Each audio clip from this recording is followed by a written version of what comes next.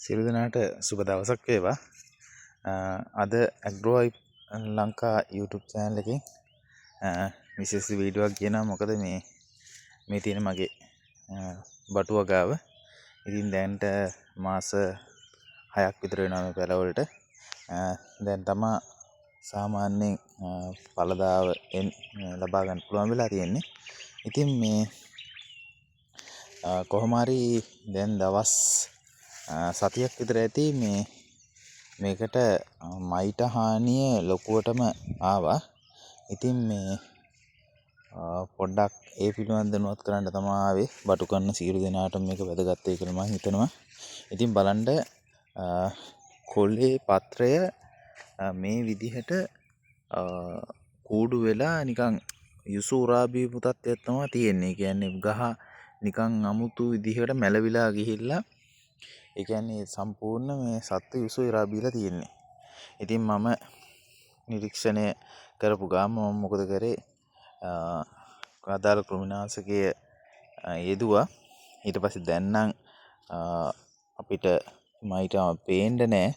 ඒ වගේම මේ ලොකු හානියක් ඉතා කෙටි කාලයක් තුළ ලොකු හානියක් වගාවට සිදු කරනවා. ඉතින් මේක තමයි තියෙන ස්වභාවය.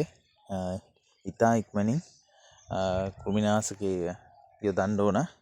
නැතුව අපිට අර ලබා ගන්න තියෙන පළදාව ලබා ගන්නත් බෑ. ගහ ඔහොම මැරලා යන්නත් පුළුවන්. ඉතින් මේ විශේෂයෙන්ම මේ බටු වගාව කරද්දී සෑම දාගම වගේ ශේෂ්ත්‍රය පරික්ෂා කිරීම සිදු කරන්න ඕන. අපේ රාජකාරීත් එක්ක සමාජලාට ඒවා මග ඇරෙනවා. එතකොට තමයි මෙවැනි හානියක් ඇති වෙන්නේ. ඉතින් මම මේ සඳහා කෘමිනාශකයක් භාවිතා කරා. ඕන කෘමිනාශකයක් කියන්න. කෘමිනාශකයේ එවිසෙට් එක තමයි ඇහුවේ. ටැංකි දෙකක් රුපියල් 700ක් වුණේ. ඉතින් මේ සාර්ථකයි. දැන් නම් සත්තු පේන්නේ නැහැ.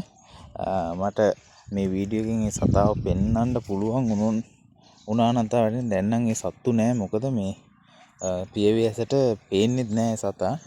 ඉතින්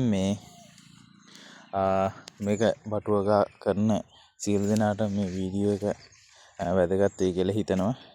පුළුවන් තරම් ශේෂ්ත්‍රය පරික්ෂා කරන්න. පරික්ෂා කරලා ඉතා ඉක්මනින්ම ක්‍රියාමාර්ග ගන්න. නැතොත් මට වෙච්ච දේ වෙන්න පුළුවන්. අපිත් මේ රාජකාරී බහුල හින්දා සමහර ලාවට මගහැරීමක් සිදු වෙනවා. ඉතින් සියලු දෙනාටම ජය වේවා කියලා ප්‍රාර්ථනා කරනවා.